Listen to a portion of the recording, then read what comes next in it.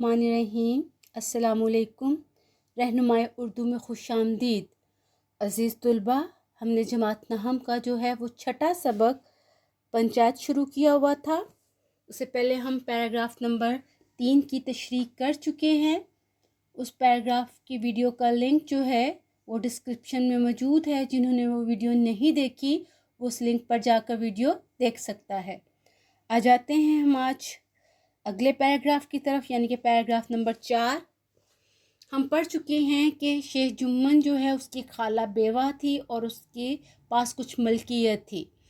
उस मलकियत को हथियाने के लिए जो है शेख जुम्मन ने खाला की बहुत खिदमत की।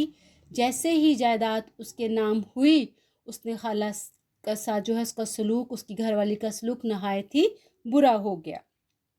इसकी शिकायत उन्होंने जुम्मन से की। जुम्मन ने मज़लूमाना अंदाज से जवाब दिया, चाहिए क्यों नहीं मेरा खून चूस लो, खून चूस लो, खून पी लो। कोई ये थोड़े ही समझता था तुम ख्वाजा खिज़र की हयात लेकर आई हो। हयात जिंदगी, ख्वाजा खिज़र की ये जो है इसका मतलब होता है बहुत तवील उम्र पाना, लंबी उम्र। खून चूस लेना, सख्त नुकसान पहुंचाना। ठीक है। खाला जान अपने मरने की बात नहीं सुन सकती थी। जामे से बाहर, जामे से बाहर होना, अपनी औकात से बढ़ जाना। पंचायत की धमकी दी। वो फातिहाना हंसी जो शिकारी के लबों पर होंठों पर हिरन को जाल की तरफ जाते हुए देखकर नजर आती है। हाँ हाँ ज़रूर पंचायत करो, फैसला हो जाए। मुझे भी दिन रात का वबाल पसंद नहीं। वबाल मुसीबत, मुश्किल। पंचायत की सदा आवाज़ किसके हक में उठेगी, इसके मुतल्लिक शेख जुम्मन को अंदेशा नहीं था। अंदेशा, फिक्र या परेशानी। कुर्बो जवार में, कुर्बो जवार मुरक्कबे अतफी है, आसपास, दूर और नज़दीक।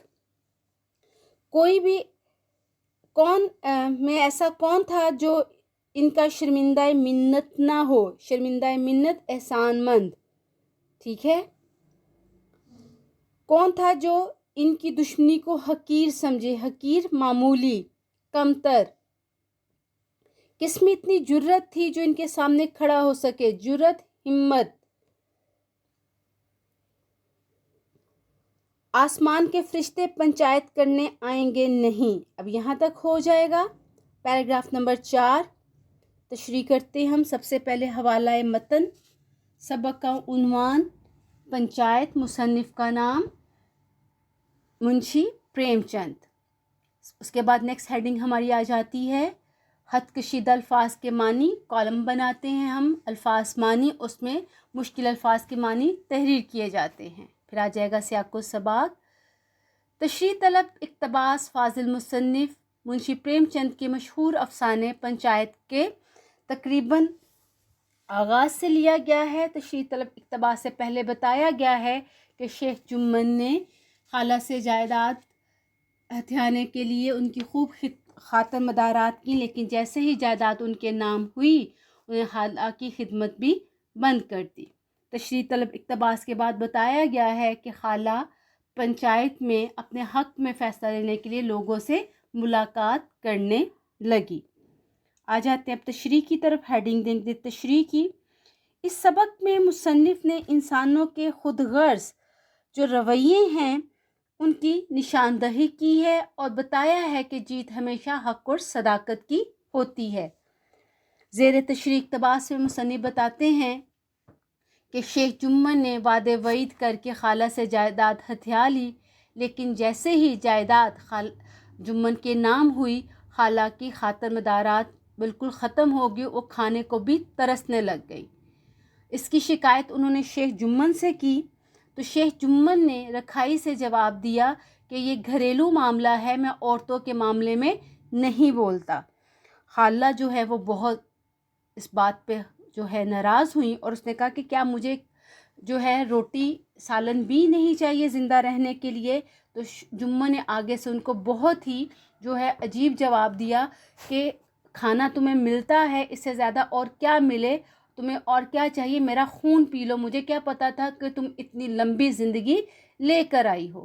خالہ اپنے مرنے کی بات نہیں سن سکتی تھیں، وہ فوراً وہ سخت بگڑ گئی، ناراض ہوئیں اور انہوں نے جمن کو جو ہے وہ پنچایت کی دھمکی دے دی کہ یہ معاملہ اگر تم حل نہیں کرتے تو یہ میں معاملہ پنچایت میں لے کر جاؤں گی.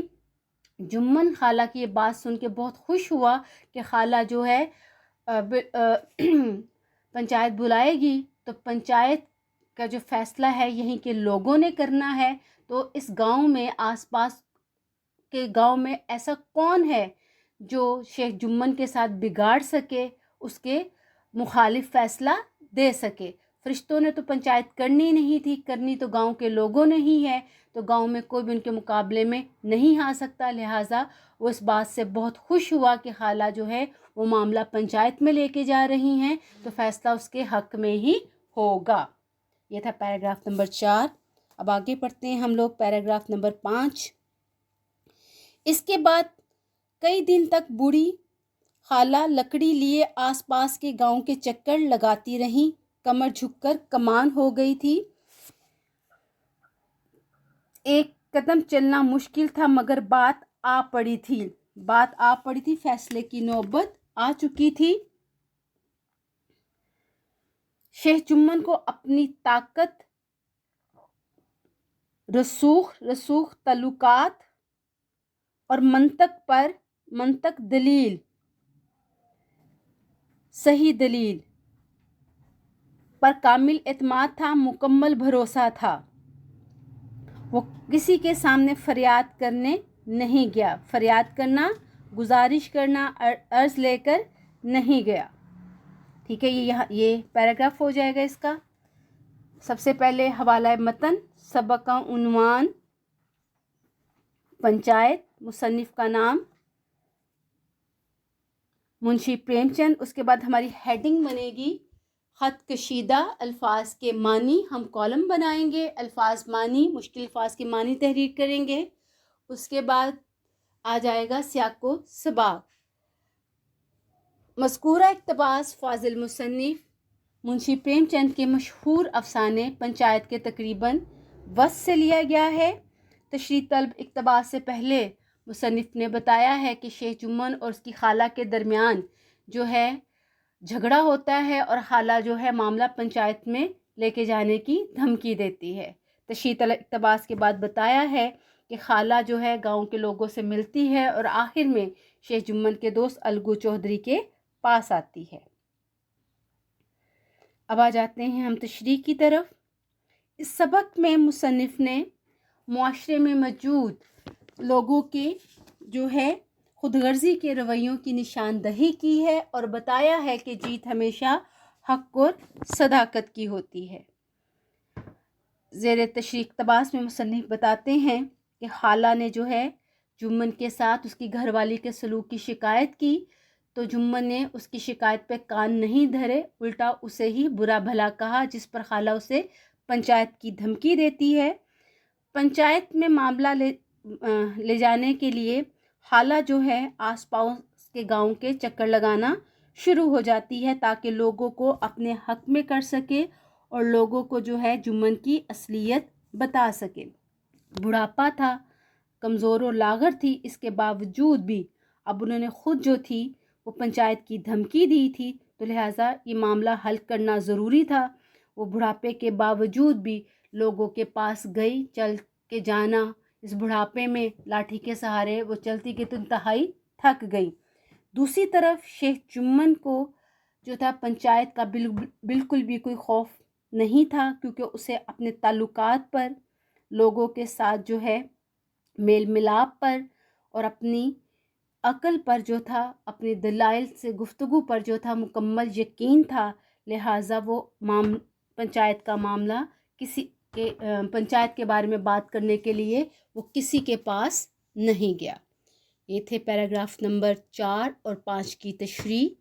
ویڈیو کو غور سے بار بار دیکھیے، سنیے، الفاظ کے معنی یاد کیجیے اور جو ہے اس کی پریکٹس کیجیے. جنہوں نے ہمارا چینل سبسکرائب نہیں کیا وہ چینل کو سبسکرائب کر لیجیے، بیل آئیکن کو پریس کر لے تاکہ آپ کو آنے والی تمام لیکچرز کی نوٹیفیکیشن مل سکے اور آپ کا کوئی بھی لیسن اسکپ نہیں ہو. رہنمائی اردو کے ساتھ جڑے رہیے، کامیابیاں سمیٹیے. اللہ حافظ.